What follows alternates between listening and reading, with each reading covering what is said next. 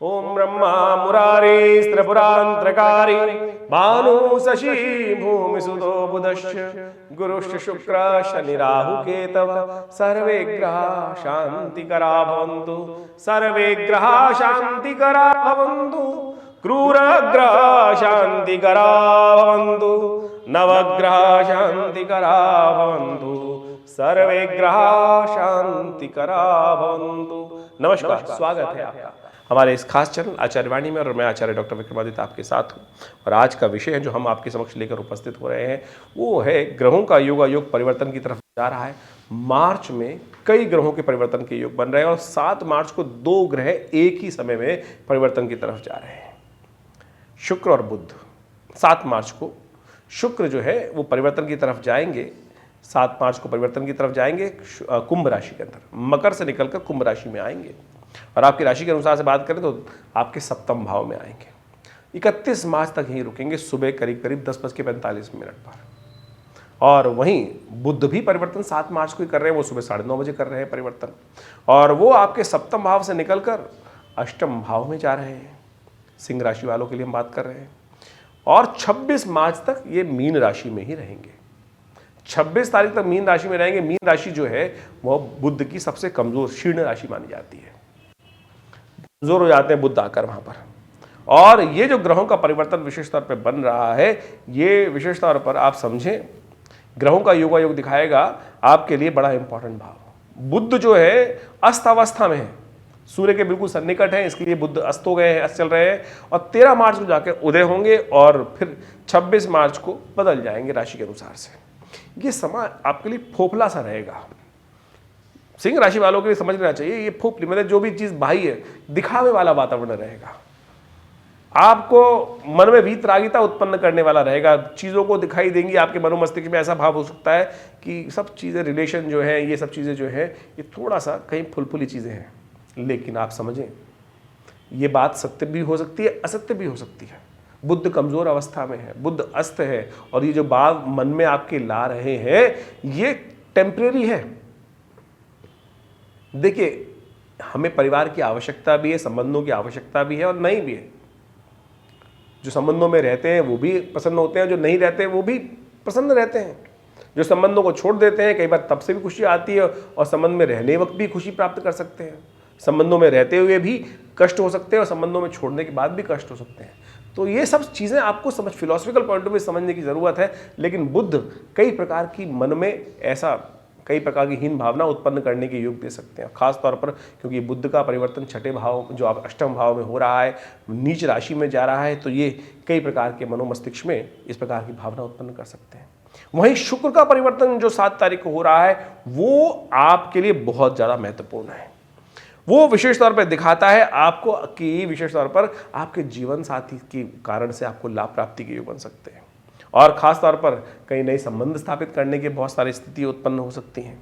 और ऐसे में विशेष तौर पर आपके लिए ग्रहों के दृष्टिकोण से आगे बढ़ने के योग बन सकते हैं। आपके जीवन साथी का धन, आपके पार्टनर का धन, आपके पार्टनर का सहयोग कई रूप से आपको प्राप्त होने के योग अच्छे से बनता दिखाई देगा और बहुत बढ़िया तरीके से आपके लिए जो लोग व्यापार में हैं और खासतौर पर ग्लैमर इंडस्ट्री में व्यापार में है उनके लिए भी बहुत प्रोग्रेस का समय ऐसे में मिलता दिखाई देगा। शुक्र ग्रह का परिवर्तन बहुत सुंदर तरीके से इनके लिए लाभ के रास्ते खोलता दिखाई देगा। ऐसे में कई ग्रहों का उपचार यदि आप ढंग से रूप से कर लें तो बहुत बढ़िया तरीके। सबसे पहले तो जो शादीशुदा लोग हैं वो अपने जीवन साथी को प्रसन्न रखने का प्रयास कीजिए। जीवन साथी को प्रसन्न करने के कारण से आपके लिए विशेष तौर पर बहुत सुंदर आगे बढ़ने के योग बनते दिखाई दे रहे हैं। ये समय आपके लिए, मित्रों के लिए, आपके भाइयों के लिए आपके सहयोग से उनको भी लाभ देने का दिखाई देता है। कई प्रकार से आपके सहयोग से आपके मित्र, भाई, पार्टनर्स उनको कई प्रकार से लाभ होने के योग बन सकते हैं। लेकिन जो संबंधी हैं वो आपके लिए कहीं ना कहीं कष्ट देने के योग बना सकते हैं। वो संबंधियों के साथ कहीं ना कहीं कुछ नुकसान होने की स्थिति उत्पन्न होने के योग बन सकते हैं। ऐसे में विशेष तौर पर आपको कुछ खास उपाय करने की जरूरत है। आप हो सके तो एक छोटा सा उपाय हम बताने का प्रयास करें। शाम के समय दूध का दान कर दिया करें। बुध का संबंध जो इस वक्त राहु के साथ हो रहा है, शाम के समय सूर्यास्त होने के उपरांत थोड़ा सा बिल्ली के लिए दूध डाल दिया कीजिए। ये उपाय शुरू करने का प्रयास कीजिए, ये आपके लिए बहुत प्रकार से लाभ देने के योग देगा। और फालतू के ना जो अननेसेसरी, जो मन में घर जो है मनोमस्तिष्क में कुछ ना कुछ एक होम सिकनेस सी हो जाती है कि बाहर निकलने का मन करता है, घर में रहने का मन नहीं कर रहा है, और बाहर घूमने का, पैरों में चक्कर घूमने का योग बन रहा है, बिल्कुल जो उदासीनता का योग बन रहा है, उसको थोड़ा ओवर, टेम्परेरी है वो, परिवर्तन की तरफ बहुत जल्दी समय जाने वाला है, लेकिन इस चीज़ को थोड़ा सा परिवर्तन करने का आपको प्रयास करना चाहिए। ऐसे में गौ सेवा करने का प्रयास कीजिए, गाय सेवा जितनी हो सकती है, कुछ हरा पालक, हरा चारा या विशेष तौर पर मूंग इत्यादि ये सब भिगोकर गाय को डाल दीजिए। इससे आपके लिए बहुत महत्वपूर्ण परिवर्तन का योग बनेगा। बुद्ध को शक्ति प्राप्त होगी, और बुद्ध आपके धन का स्वामी भी है। और ऐसे में केतु महाराज आपकी राशि के अनुसार द्वितीय भाव में चल ही रहे हैं और बुद्ध के साथ संबंध बना रहे हैं। ये कहीं ना कहीं आपकी वाणी में दोष दे रहे हैं। और ऐसा क्या होता है, जब आदमी फ्रस्ट्रेट होता है तो कई बार क्या होता है, सूर्य बिल्कुल सप्तम भाव में चल ही रहे हैं, बीच में बदलने का योग बनाएंगे, तो ये आरंभ में जो सूर्य का परिवर्तन आपके लिए जो होगा उससे पहले पहले, यानी मार्च के मध्य भाग से पहले पहले का जो समय रहेगा, वो कहीं ना कहीं एग्रेसिवनेस, अननेसेसरी की एग्रेसिवनेस कुड़कुड़ मन में बढ़ाएगा, और वो कहीं ना कहीं वाणी से कुछ उल्टा निकलेगा और फिर संबंधों को खराब करने के योग बना सकता है। ऐसे में थोड़ी सी एंजाइटी को आपको कंट्रोल करने का प्रयास करना चाहिए। नित्यपति सूर्य को जल दीजिए, गौ सेवा कीजिए, वाणी पर संयम रखें। ये यदि आप समय से उपाय करते रहेंगे तो सिंह राशि वालों, आप समझ लो बहुत सारे इन ग्रहों के परिवर्तन से आप लाभ दे सकते हैं। जो शादीशुदा लोग हैं वो जीवन साथी को प्रसन्न रखने का प्रयास करें। जीवन साथी के कारण से आपको बहुत सारी जगहों में सम्मान, लाभ प्राप्ति के योग बहुत तरीके से आपको रास्ते बन सकते हैं। तो ये सब चीज़ें आपके लिए बड़ी अच्छी दिखाई दे रही, कई मामलों में है। तो ग्रहों का परिवर्तन कहाँ आपको लाभ दे रहा है, कहाँ आपको थोड़ा सावधानी बरतना है, ये सारी बातें हम आपको समझाने का प्रयास करते हैं। समय समय पर ग्रहों का परिवर्तन किस प्रकार का आपके लिए क्या कुछ करने के योग देता है, वो आपको समझते रहना चाहिए। उसके अनुसार से आगे वाले समय में कार्य करने का प्रयास करना चाहिए। ये तो हमने गोचर का प्रभाव बताया आपकी राशि के अनुसार से। गोचर का प्रभाव तो राशि के हिसाब से समझ में आता है, लेकिन हर व्यक्ति की जन्मपत्री तो अलग है। उसमें महादशाएं, दशाएं, ग्रहों की अवस्थाएं, वो सब चीज़ें देखने को मिलती हैं, और उनके अनुसार से परिवर्तन का योग क्या कुछ आपके लिए करेगा। अब ये कई लोग मिसकंसेप्शन कर लेते हैं कि संसार में सबके लिए सेम प्रभाव होगा। नहीं, ये तो कहना बिल्कुल कहीं भी कि सब समस्त मेष राशि वालों के लिए, समस्त वृषभ राशि वालों के लिए एक ही प्रकार का प्रभाव होगा। जो हम मकर राशि का सब बात कर रहे हैं, हर मकर राशि वालों के लिए हाँ, हवाएं तो उस तरफ चलेंगी। अब आपकी दशा महादशा क्या है, क्या नहीं है, लग्न क्या है, उन सब के ऊपर भी निर्भर बहुत कुछ करता है।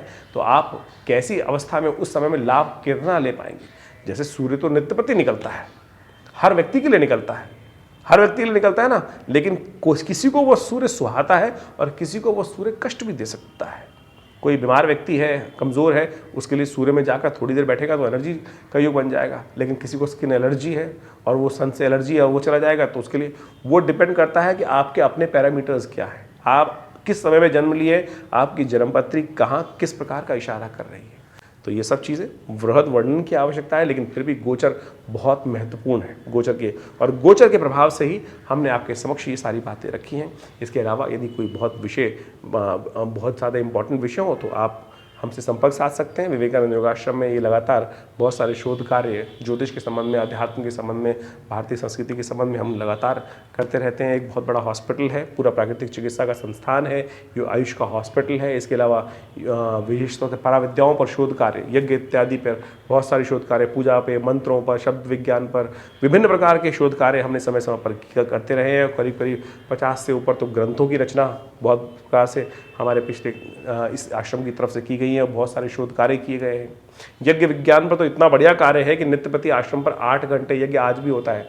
आचार्य श्री केशव देव जी महाराज के माध्यम से इनके सानिध्य में यह आश्रम स्थापित हुआ, और आज भी उन्हीं की दी हुई शिक्षाओं के अनुसार से, उन्हीं के दिए हुए कार्यों को हम लगातार आगे बढ़ाने का प्रयास कर रहे हैं। चाहे वो मंत्र विज्ञान के संबंध में हो, चाहे वो भारतीय पराविद्याओं के संबंध में हो, ज्योतिष की विद्या के संबंध में हो, ये सब चीज़ें भारतीय हर चीज़ तरह से कैसे हमारे जीवन के लिए उपयोगी बन सकती हैं, इस सब संबंध में हम कार्य कर ही रहे हैं। आप हमारे इस आश्रम से जुड़ सकते हैं। रविवार को बड़ा कार्यक्रम होता है, सुबह 8 बजे से लेकर 10:30 बजे तक नित्यपति जो 8 घंटे यज्ञ होता है, उसी का एक भाग रविवार को सब लोगों के लिए सामूहिक तौर पर खोल दिया गया है। आप उसी कार्यक्रम में रविवार को कोई भी आ सकता है, कोई फीस नहीं दी जाती आश्रम की तरफ से।